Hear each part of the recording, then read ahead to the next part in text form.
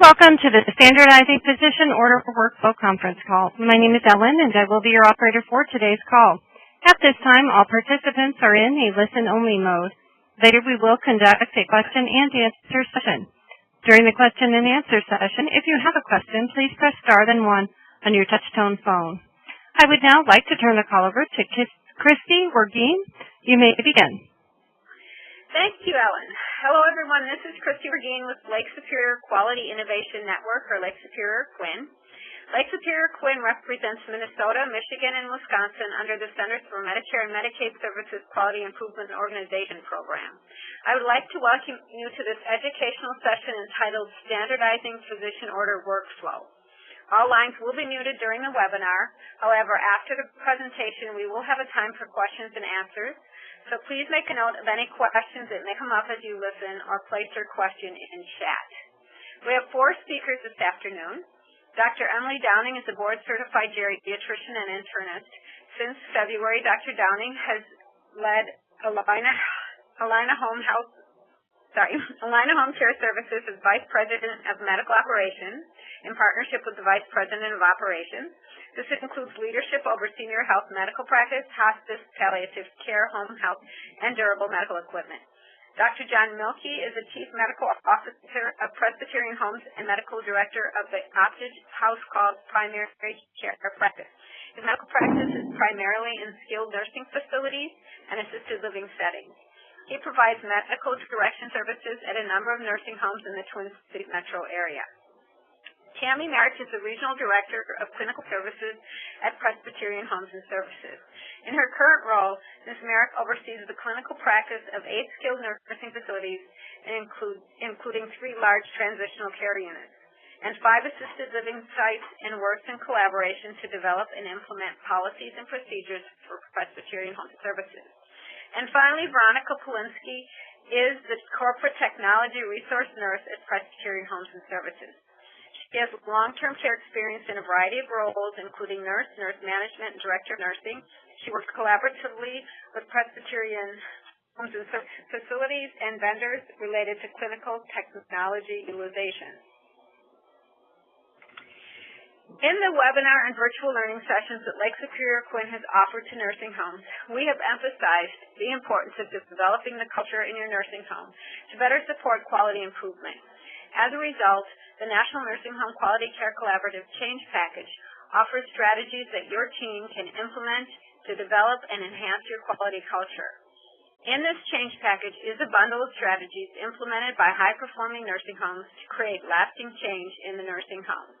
One of these strategies is to be a continuous learning organization by making systems thinking the norm. What you'll be hearing today is a great example of the importance of seeking the input of primary care providers in initiatives that impact the residents or systems of care in the facility. Please refer to the link on this slide to access this change button. Dr. Downing, I will now turn it over to you. Great. It's wonderful to be here speaking with you today. We are going to go through basically introduction of the societies and organizations that participated in this improvement work. We'll walk through the background and problems that we were trying to fix, talk about the objectives and expected outcomes, and then walk through the new order process and order form that we developed. Next slide, please. So this project was a collaborative project between Presbyterian Homes and Services, Allina Health, and the Metro Alliance of Geriatric Care Providers. I'm going to talk just for a minute about the Metro Alliance of Geriatric Care Providers, and then Veronica will introduce Presbyterian Homes. So the Metro Alliance is a group of geriatric primary care providers in the Twin Cities area that practices in skilled nursing facilities. It has representatives from across most of the large health systems as well as small primary care practices. And we work together to collaboratively solve issues in our medical practice that we all experience and try to come up with solutions together.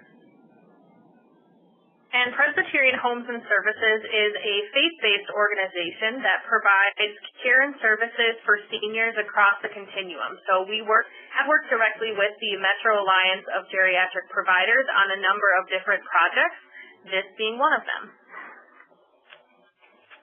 Next slide. So we want to set the background of the problems that we were seeing in the communities that we practice in around order writing. And a lot of them had to do with order transcription errors, inefficiency in order writing processes, and lack of clarity of how to appropriately write and transcribe orders. Why do we think this finally bubbled up to being a problem the way it is now? Well, the patient complexity and acuity has recently increased in the SNF, as you probably are aware. The volume of short-stay patients has increased, so there's a lot more orders written for short-stay patients. Especially here in Minnesota, the presence of on-site providers has increased in response to the patient needs, so most facilities have frequently on-site rounding teams that write orders. Time spent by the on-site provider writing orders, as well as the on-site staff processing orders, has also increased as a result of this. As we started this work, it was noted that 282 out of 1,400 orders over the course of a week were written on-site and were not part of admission orders to a facility. Next slide, please.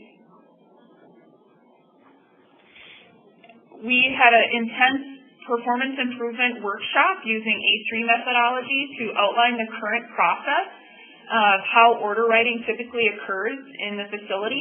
This is an overview of all of the steps, as well as where we identify key issues and problems that are all numbered here. Next slide, please.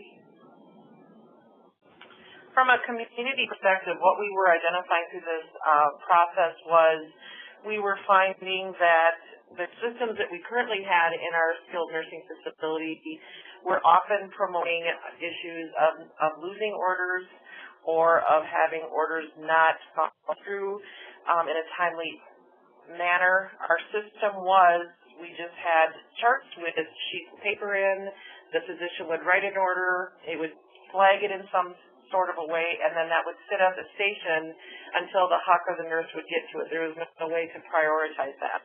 We found that we were having a lot of time spent by our staff for clarification of orders. Missing elements from the physician written order was often found because there wasn't a template, it was just a blank sheet of paper. This all caused an issue that patient care was delayed while that order was being processed. We identified during our study that 7% of the orders we were receiving during a 1-week time at our sites that we trialed this at created 7% of those needed clarification.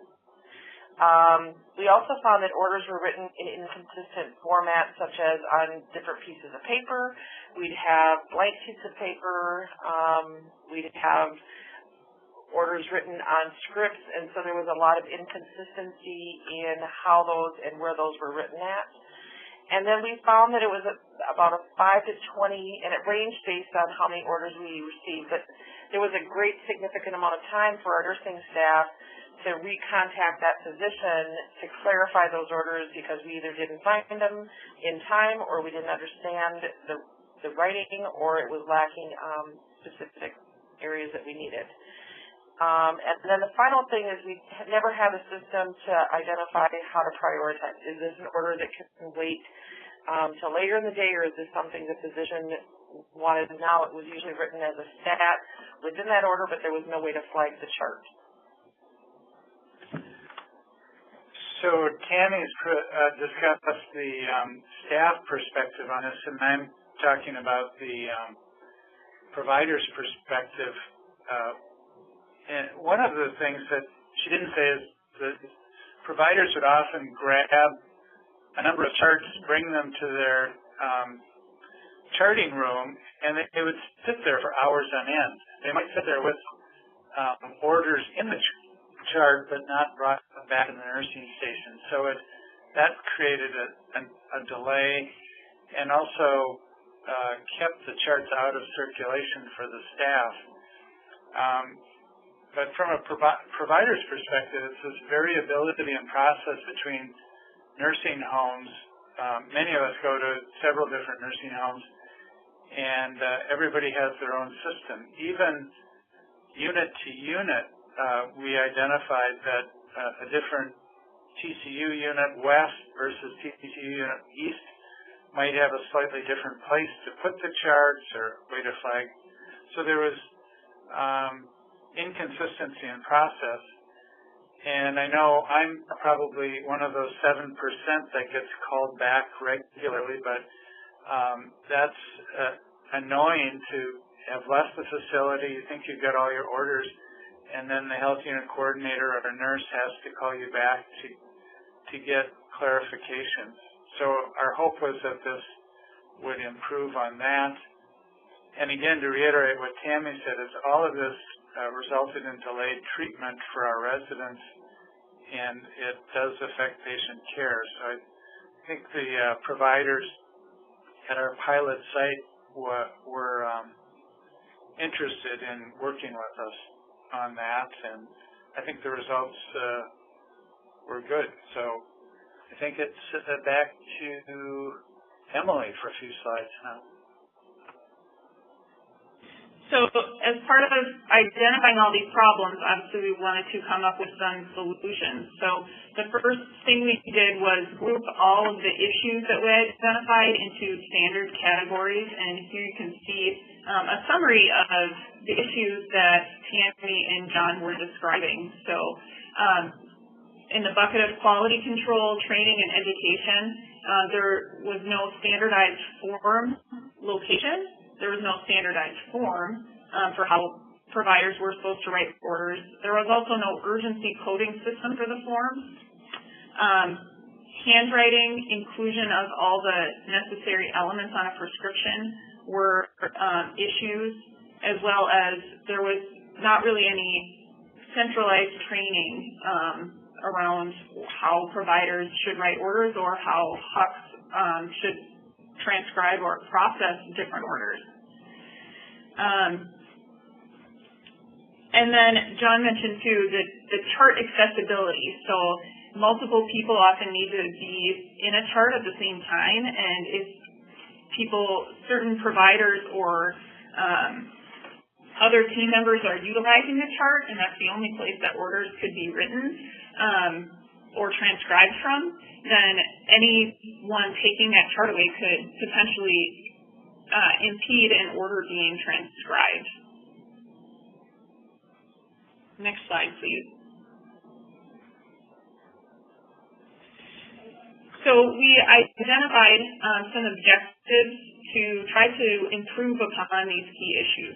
So we developed one standard order form, and this was aimed to drive consistency in order writing accuracy and then thereby transcription of orders, as well as to reduce clarifications. And then to support that standardized order form, we've built a standard order process. And this really was to reduce wasted time in order writing with both finding order forms and or charts, and to free the order process from the chart to improve timeliness of the order processing. To have expectations around how quickly orders would be transcribed and patient care delivered, and then to improve the responsive time for stat orders. Next slide, please. So this is what the new improved workflow ended up looking like.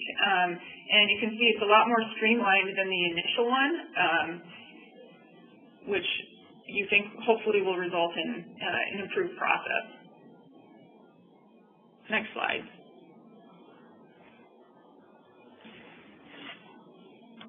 So these are the components of the new process. So all orders would be written by the provider on the standard provider order form, and orders that were not written on the provider form would be returned to the provider. The sections would all be completed as applicable. So for things like controlled substances, all of the required information on quantity, DEA, would be completed initially, and if the form was not completed, it would be returned to the provider. If there was a stat order needed, the provider would then indicate that in a certain mechanism on the form.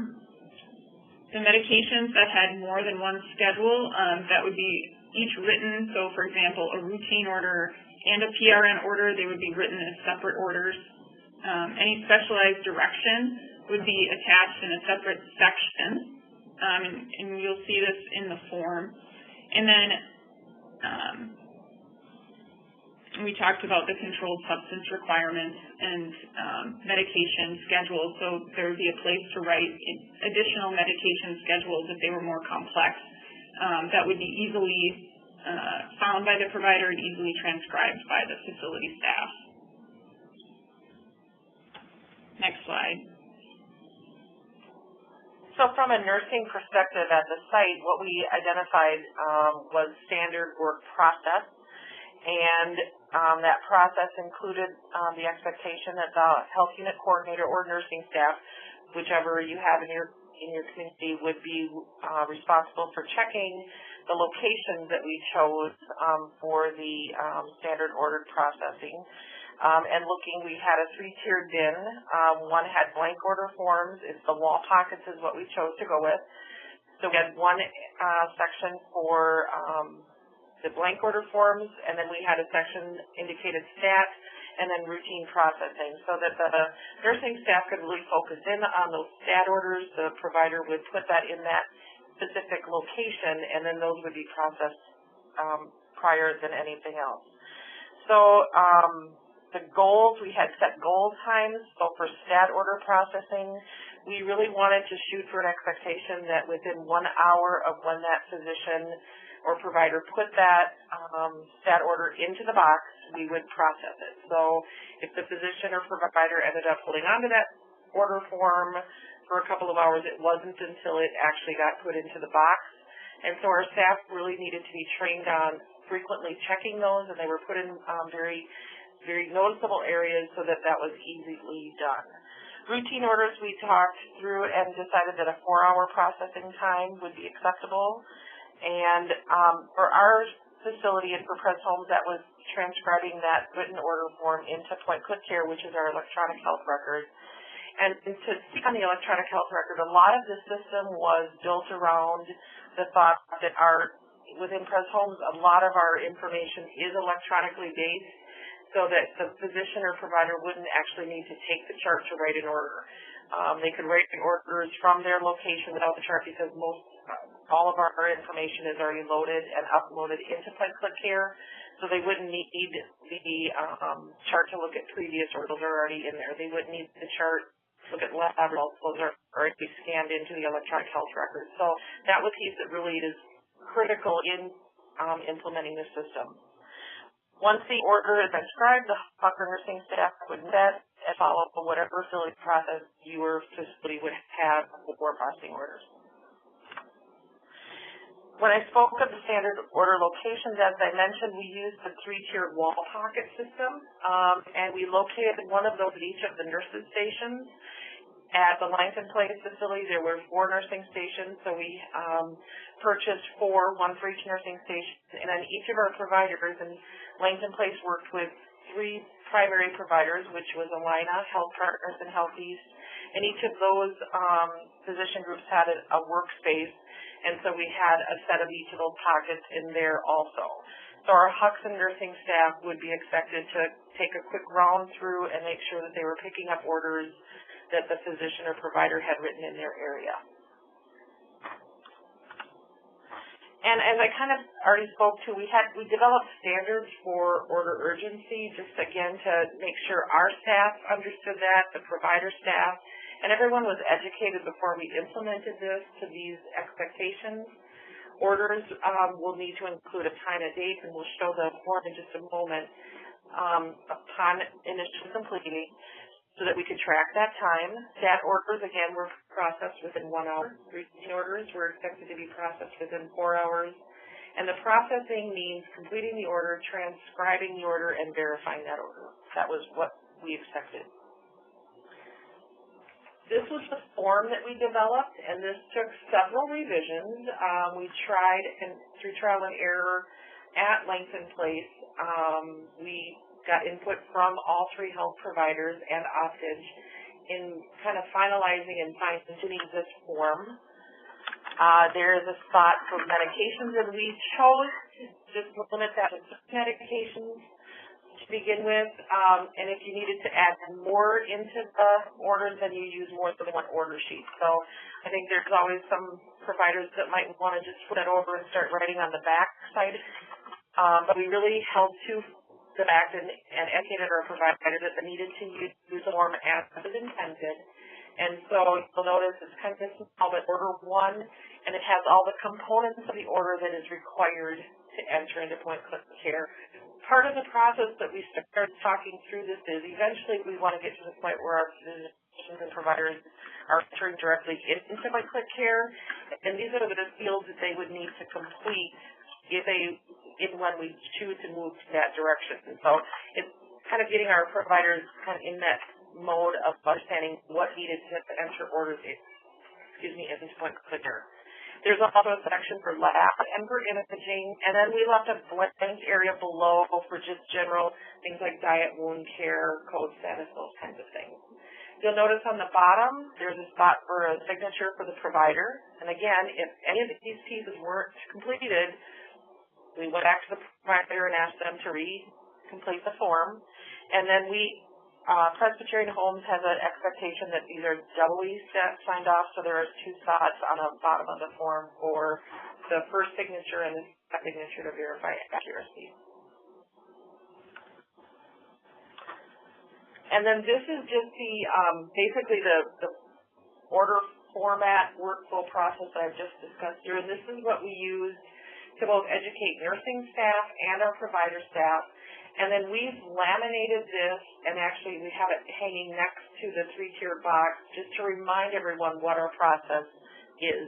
So this was our education format. Go back to 16. Thank you.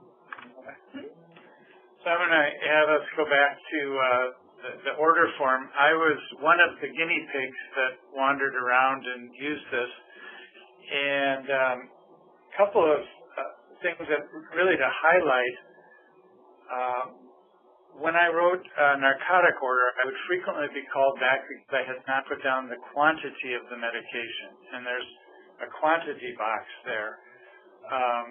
When I wrote lab orders, I might forget to put the diagnosis with the lab orders, and there's the box there that says diagnosis, and it also indicates when I want the lab order, which I'm sometimes called back about. The same with imaging. So it guided me as the provider into putting the information down that was needed to complete the order that I wasn't typically prompted to do with a blank order form. And then Emily Downing has been very educational to me in suggesting that I put a time down on all my orders, which I'm lax to do, and so that little time thing behind the signature prompted me to do the right thing, which is indicate what time of the day I actually wrote the order. And I go to multiple different Presbyterian homes, at least 3 of which are using this system now. When I sit down at a nursing station, want to write orders, I know exactly what to do. There's a slot with the order form, and there's a slot for me to put the order form in when I'm done.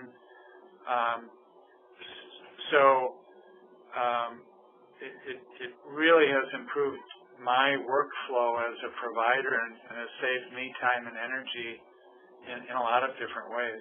So those are my reflections on the order form. And from a nursing staff perspective, we kind of anticipated that this might be not taken very well by our nursing staff, but it really has been accepted extremely well. We've reduced the number of phone calls because generally what happened is we'd get to that chart 2 or 3 hours after the physician, had brought them back at the end of their day, as Dr. Mielke had mentioned, and then they would leave, and then we'd start processing through those orders and find areas of concern, and then we were needing to call and clarify those, and we've really reduced the number of clarifications at all the sites we've implemented this. And it also, I think, has helped from a provider standpoint to know exactly what they need to put in the form.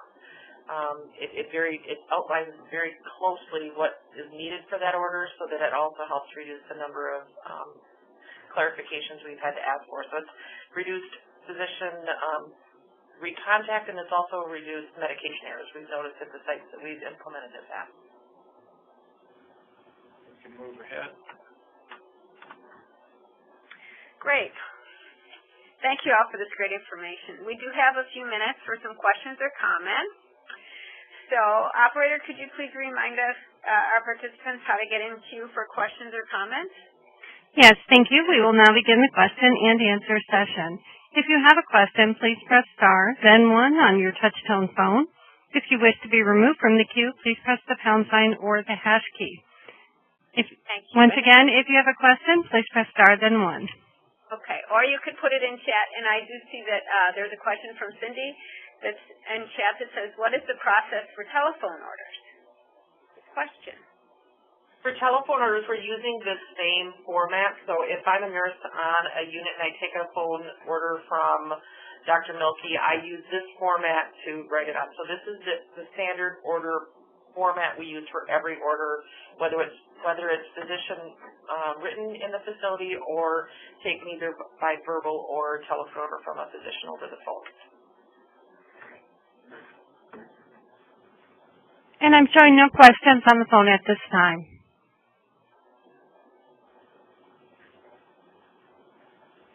Okay. Looks like we don't have any questions. That was, again, thanks so much. This is really, really wonderful information. And a great example also for those of you in the National Nursing Home Quality Care Collaborative, a great example of how to do a performance improvement project also. I mean, really, you hit on a lot of really important elements of QAPI in doing this project. So thanks for sharing that. So this concludes this educational session. Thank you again, everyone, for speaking with us today. As you exit from the webinar, a window will open to a short evaluation, and we're also including a link to the evaluation in the chat box. Please take a minute to provide feedback on today's session, and once you've completed the evaluation, you will receive a certificate of participation. The session was recorded and will be available on the Lake Superior Quinn YouTube channel in about 2 weeks or less. Thank you all for participating, and you have a great afternoon. Thank you, ladies and gentlemen. This concludes today's conference. Thank you for participating.